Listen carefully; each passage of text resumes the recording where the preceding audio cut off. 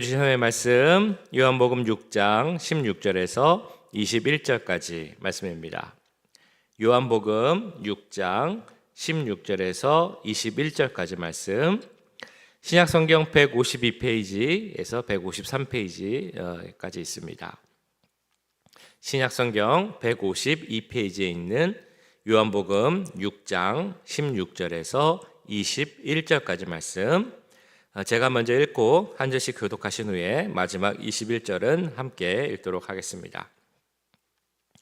저물매 제자들이 바다에 내려가서 배를 타고 바다를 건너 가버나움으로 가는데 이미 어두웠고 예수는 아직 그들에게 오시지 아니하셨더니 큰 바람이 불어 파도가 일어나더라.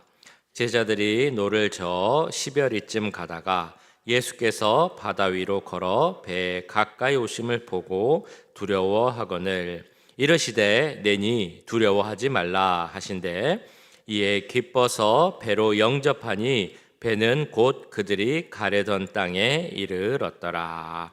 아멘. 네, 제가 예전에 섬기던 교회에서 그 멕시코로 수련회를 간 적이 있었습니다.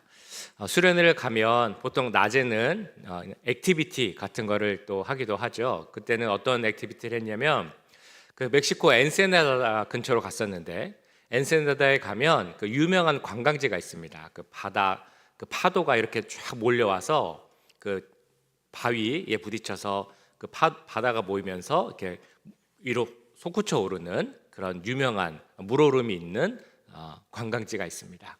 그래서 그거를 많이 보러 가는데, 제가 했던 액티비티 뭐였냐면 바다로 이제 배 카약을 타고 나가서 바다 쪽으로 가서 그 바닷물이 모여서 솟아오르는 그 광경을 보는 그런 액티비티였습니다.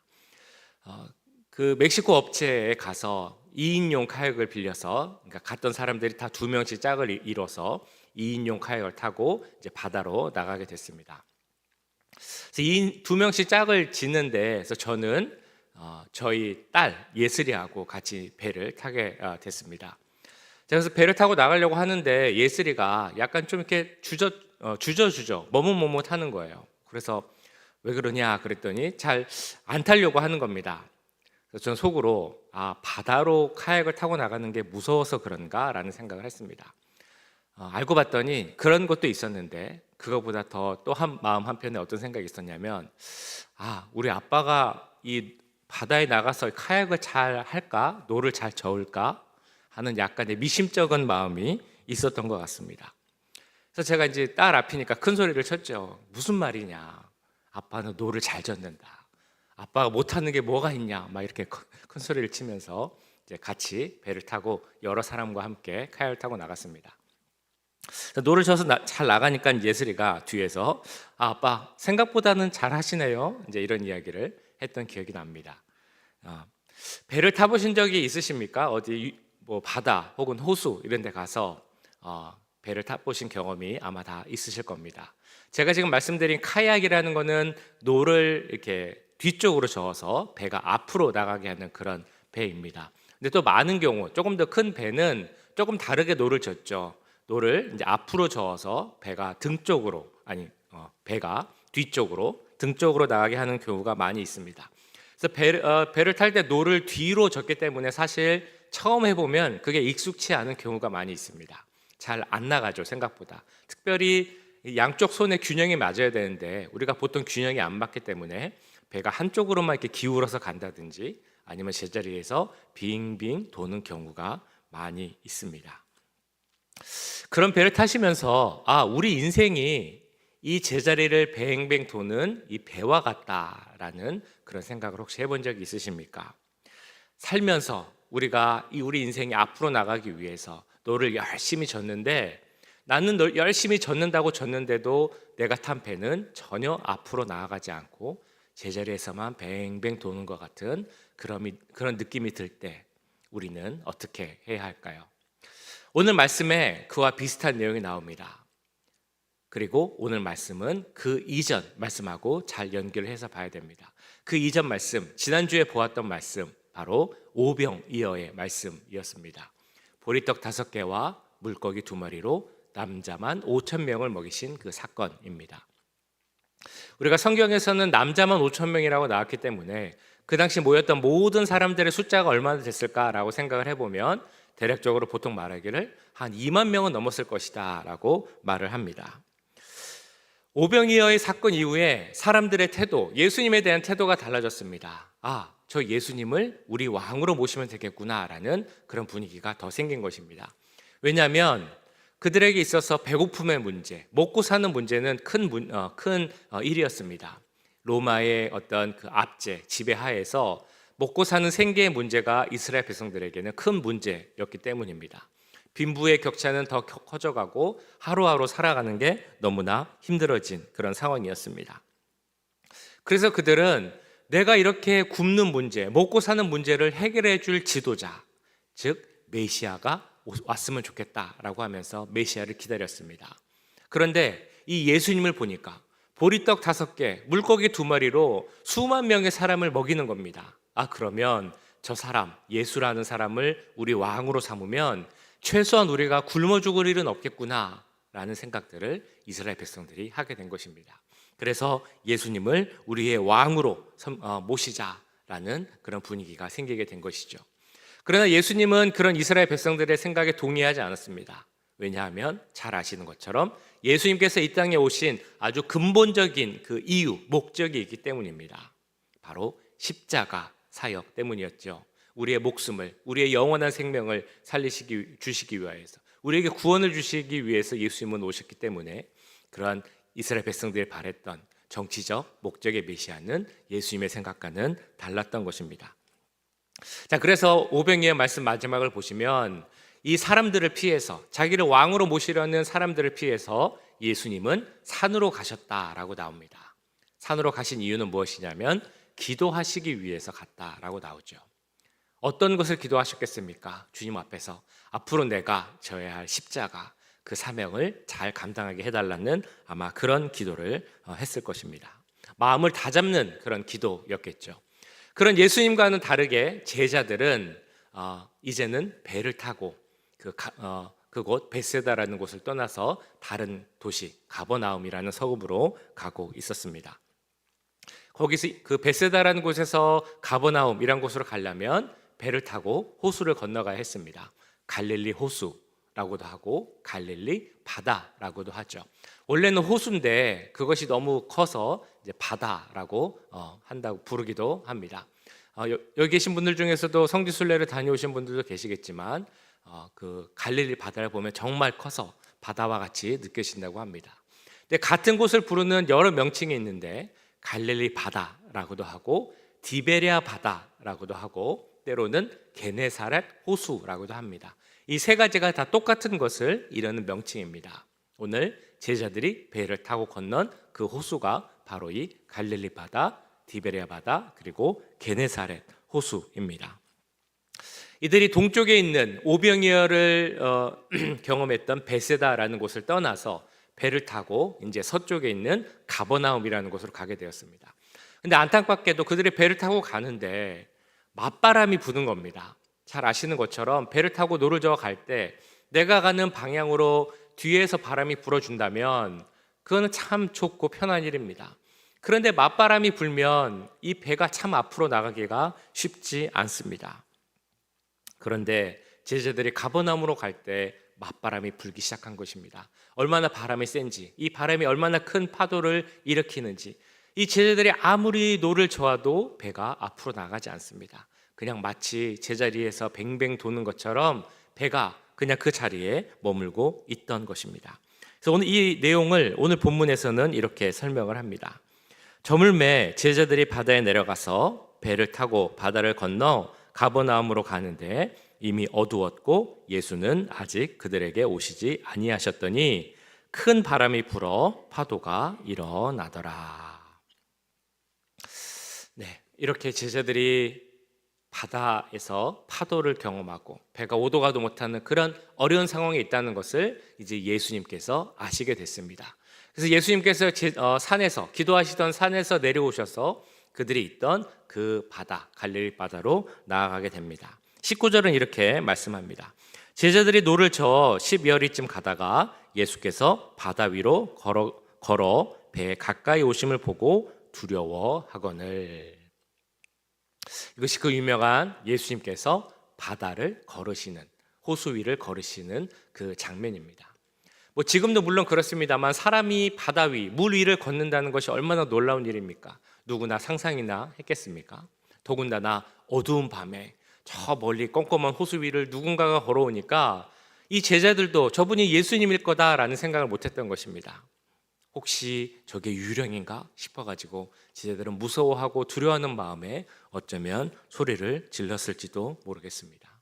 이렇게 놀라고 무서워하는 제자들 앞에서 예수님께서 부드러운 음성으로 이렇게 말씀을 하십니다. 이르시되 내니 두려워하지 말라 하신대. 자, 이렇게 예수님은 폭풍을 뚫고 물 위를 걸어서 배에 타고 있는 제자들에게 갔습니다.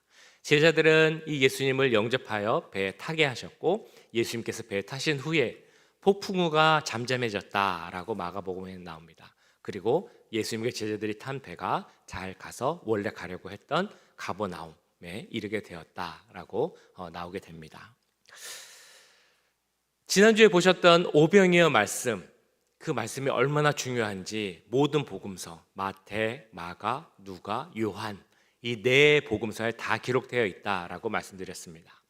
오늘 말씀은 몇 군데에 기록이 되어 있을까요? 오늘 말씀은 마태, 마가, 그리고 오늘은 요한 이렇게 세 복음서에 기록이 되어 있습니다. 그러면 오늘 말씀은 오병이어보다는 조금 덜 기록되어 있으니까 덜 중요한 말씀인가? 라고 생각하실 수도 있지만 오히려 반대로 생각하는 것이 더 좋을 것입니다. 무려 세 복음서에 기록된 중요한 말씀이다라는 것입니다. 예수님께서 물 위로 걸으신 그 말씀은 세 복음서에 기록된 중요한 말씀, 우리가 꼭 기억해야 할 하나님께서 우리에게 주시고자 하는 내용이 있는 그런 말씀이라는 것입니다. 어떤 면에서 이 말씀은, 이 내용은 중요하기에 세 복음서에 기록되어 있겠습니까? 그 이유는 먼저 이 말씀을 통해 하나님께서 우리의 인생이 마치 풍랑과 같다라는 것을 말씀해 주시기 위함입니다. 요즘에는 일기예보가 너무 정확해졌죠. 예전에는 거의 하루 단위로 일기예보를 했다면 지금은 시간 단위로 합니다. 그래서 12시까지는 맑고 해가 쨍쨍 나다가 12시 이후로는 비가 올 것입니다 라는 그 일기예보를 보면 그게 시간까지 맞을까? 라는 생각을 하게 됩니다. 그런데 요새는 정말 딱 보면 12시까지 해가 떠 있고 맑았는데 정말 거짓말처럼 12시가 딱 되면 비가 막 오는 그런 경우도 있습니다. 시간에 따라 예측 가능한 그런 시대가 되고 있습니다. 그런데 예전에 보면 예수님 계셨던 시대 사실 일기예보는 좀 쉽지 않았겠죠. 더구나 오늘 이 제자들이 갔던 이 갈릴리 바다는 더욱 그랬다고 합니다. 그곳이 지형이 조금 이제 특이해서 어떤 특성이 있었냐면 그 기후의 변화가 참 다양한데 그 변화를 예측할 수 없는 그런 지형의 특성을 갖고 있었다는 것입니다. 그러니까 그 바다에 폭풍이 오거나 바람이 불거나 그런 것이 어떤 조짐이 있은 후에 생기는 것이 아니라 아무 조짐도 없다가 갑자기 폭풍이 일고 파도가 치고 그런 경우가 있는 곳이 바로 이 갈릴리 바다라는 것입니다. 우리가 돌아보면 우리 인생이 마치 갈릴리 바다와 같다라는 생각을 하게 됩니다.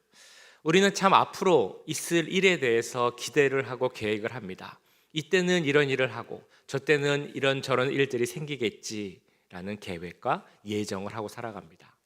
그런데 살아가다 보면 그 계획대로 참 되지 않는다라는 것을 우리는 알게 됩니다. 계획과는 다르게 전혀 예상하지 않았던 일이 생기는 것을 보게 됩니다. 언제 무슨 일이 생길지 사실 우리는 모른다는 것입니다. 그래서 우리가 예전에 인사를 할 때 밤새 안녕하셨습니까? 라는 인사, 이런 인사를 하면서 어르신들에게 참 해당되는 말이다라고 우리가 보통 말을 합니다. 무슨 일이 생길지 모른다라는 그런 의미겠죠. 근데 꼭 어르신들에게만 해당되는 것은 아닙니다. 우리 모두에게 해당되는 그런 인사일 것입니다. 왜냐하면 우리는 모두가 그 밤새 어떤 일이 생길지 아무도 모르기 때문입니다. 잔잔하고 조용한 바다 위를 배를 타고 가는 것 같은 느낌의 삶을 살다가도 언제 폭풍우가 몰려올지, 언제 큰 파도가 몰려올지 모르는 것이 바로 우리의 인생입니다. 어제까지는 아무 조짐이 없다가 아무 일 없이 멀쩡하게 살다가 오늘 정말 예상치 못한 큰 일이 생길지도 모르는 것이 우리의 삶이기 때문에 우리는 불안하기도 하고 걱정되기도 합니다. 그래서 어떤 시인은 우리의 그 삶을 반지꼬리 안에 있는 매듭, 그러니까 실패라고 하죠. 그 실패에 비유해서 이렇게 설명을 했습니다. 실패에서 실을 이렇게 뽑으려고 하다 보면 왜 그 끝에 있는 끝을 이렇게 잡아서 뽑게 됩니다. 그러면 그게 잘 풀려서 실이 이렇게 나오면 좋은데 어떤 경우는 그거를 뽑으려고 실을 뽑다 보면 오히려 그 실패가 더 단단해지고 매듭이 뭉치는 경우를 보게 됩니다. 더 안 풀리게 되는 거죠. 그러면 우리가 막 마음속에 막 불편해집니다. 이거를 가위로 자를 수도 없고 그거를 하나하나 다 풀 수도 없고 그런 것이 우리의 삶과 같다라는 것입니다. 그 매듭처럼 우리가 풀려고 하지만 더 엉키는 것이 우리의 삶과 같다라고 하는 그런 시를 본 적이 있습니다. 그 시를 이렇게 표현을 했습니다. 반지꼬리 안에 굴러다니는 실패에는 끝이 도대체 어디인지 알 수 없는 덩어리진 실뭉치. 비어져 나온 한 끝을 잡아당기면 다른 한 끝이 바짝 당겨지고 다른 쪽을 살살 집어보면 상처 입은 벌레 마냥 더더욱 뭉쳐져 풀리지 않는구나. 이제는 도저히 손으로 잃어도 끊어질 수조차 없지 옥죄어져. 그건 마치 너와 나 살아온 지난 세월처럼 엉켜 있구나. 단단한 한 덩이 매듭. 우리 인생을 표현하는 그런 시이기도 합니다. 자, 그런데 우리 삶 가운데 이런 정말 매듭처럼 풀리지 않는 문제가 있고 우리가 타고 있는 배가 나가지 않고 제자리를 뱅뱅 도는 것 같은 그런 상황을 처하게 되면 우리는 어떻게 해야 하겠습니까? 마치 우리가 폭풍우가 몰려오는 그런 파도가 큰 파도가 치는 바다 위에서 아무리 그 문제를 해결하려고 노를 저어도 전혀 배가 움직이지 않는 것 같은 그런 상황이라면 우리는 어떻게 살아야 하겠습니까? 오늘 본문에 나온 제자들이 딱 그 상황입니다. 풍랑이 있는 바다 한가운데 있었습니다. 폭풍우가 많이 치고 있었고 거기를 벗어나기 위해서 열심히 노를 젓고 있었지만 배는 움직이지 않는 것입니다. 그래서 아마도 제자들 중에 일부는 더 이상 노를 젓지 말자라고 포기하고 있었는지도 모르겠습니다. 그때 누가 나타나셨습니까? 예수님께서 나타나셨습니다. 예수님께서 찾아와 주셨습니다. 그 예수님을 받아들이고 영접할 때, 그래서 내 배로 모시고 타게 했을 때, 그때 폭풍우는 멈췄고 그 배는 결국 가려고 했던 가버나움까지 무사히 도착하게 되었습니다. 21절에서는 이렇게 말씀하고 있죠. 제자들의 모습입니다. 이에 기뻐서 배로 영접하니 배는 곧 그들이 가려던 땅에 이르렀더라. 너무나 중요한 메시지입니다. 우리가 살면서 당하는 삶의 문제, 그 문제를 해결할 수 있는 유일한 방법, 바로 예수 그리스도께서 우리 삶의 그 중심, 문제의 중심에 오셔야만 우리의 문제는 해결된다라는 것입니다. 예수님께서 내가 있는 그곳에 함께 계셔야만, 내가 타고 있는 내 인생의 배에 함께 계셔야만 우리의 문제가 해결된다는 것입니다. 그리고 단순히 내 배에 함께 계시는 것이 중요한 것이 아니라 내 배의 선장이 되셔야만, 그래야만 우리의 인생 배는 바른 길로 갈 수 있게 됩니다. 오늘 말씀에 나온 것처럼 제자들이 경험했던 것처럼 폭풍우가 사라질 수 있고 내 배가 가려고 했던 그 곳으로, 원래 목적지로 갈 수 있게 된다는 것입니다. 자, 그런데 오늘 말씀을 잘 묵상해 보면 지금 말씀드린 이 내용, 메시지와 함께 또 다른 중요한 메시지가 있다는 것을 우리는 깨달을 수 있습니다.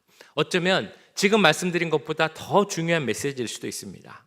그것은 뭐냐면 예수님께서 나와 함께 하시고 그래서 그 배가 가려고 하는 곳을 함께 가는 것, 이것도 중요하지만 그러나 우리가 꼭 기억해야 할 것은 예수님께서 내 배에 함께 하신다. 예수님을 내 배로 영접하여 드렸다. 이것이 사실은 더 중요한 사실이라는 것입니다. 이것이 중요한 이유가 무엇이겠습니까? 예수님께서 내 배에 함께 계셔도 그 배가 폭풍우 가운데 있을 수 있기 때문입니다. 예수님께서 내 배에 계신다고 해서 폭풍우가 그 배를 다 비껴가는 것은 아닙니다. 예수님께서 우리 삶의 중심에 계신다고 해도 내 인생에 문제가 전혀 안 생기는 것이 아니라는 것입니다. 때론 어려움이 생길 수도 있고 고난도 생기고 폭풍우도 생길 수 있습니다. 그런데 예수님께서 내 배에 계시다면 그때는 달라집니다. 폭풍우가 몰려와도 걱정할 것이 없게 된다는 것입니다. 폭풍우 속에서도 예수님이 함께 계시면 우리는 평안을 느낄 수 있습니다. 예수님이 계시기 때문에 이 폭풍우가 사라질 것이다 라는 소망을 가질 수 있다는 것입니다. 예수님께서 함께 하시기 때문에 폭풍우 속에서도, 큰 파도 속에서도 우리는 기뻐할 수도 있고 오히려 감사할 수도 있게 되는 것입니다. 그 이유가 무엇입니까? 예수님께서 내 배에 함께 계시기 때문입니다. 그렇기 때문에 중요한 것은 그 예수님을, 나를 찾아오신, 무리로 나를 만나기 위해서 무리를 걸어서 오신 그 예수님을 영접하여서 내 배에 타게 하셨느냐, 이것이 너무나 중요한 문제입니다. 그래서 나의 모습을 돌아보며 이 시간 우리 함께 기도하기 원합니다. 내 인생의 배에 주님이 함께 하고 계신가? 내 인생의 배의 선장이 과연 주님이신가? 우리 함께 돌아보며 기도하기 원합니다.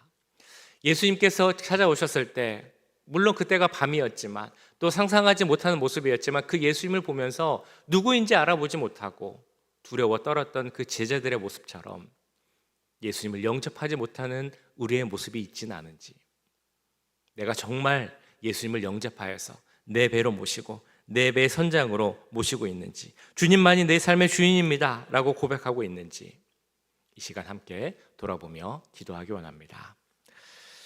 자, 우리 아까 불렀던 찬양 모든 상황 속에서 우리 한 번만 다시 부르고 우리 기도하도록 하겠습니다.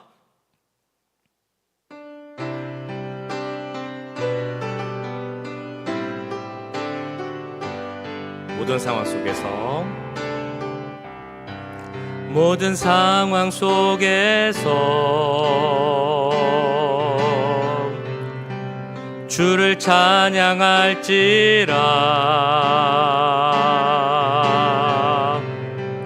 주는 너의 큰 상급,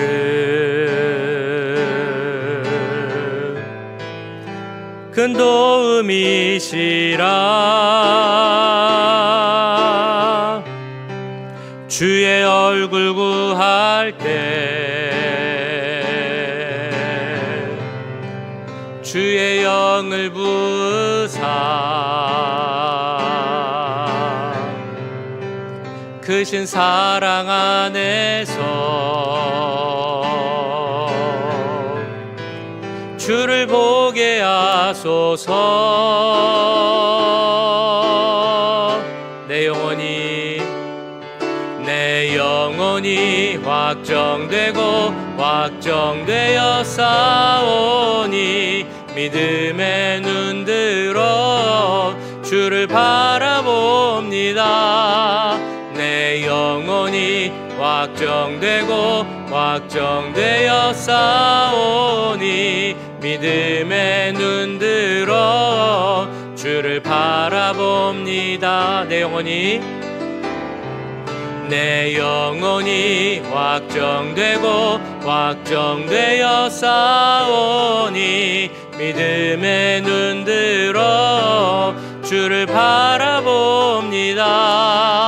내 영혼이 확정되고 확정되어 싸우니 믿음의 눈 들어 주를 바라봅니다.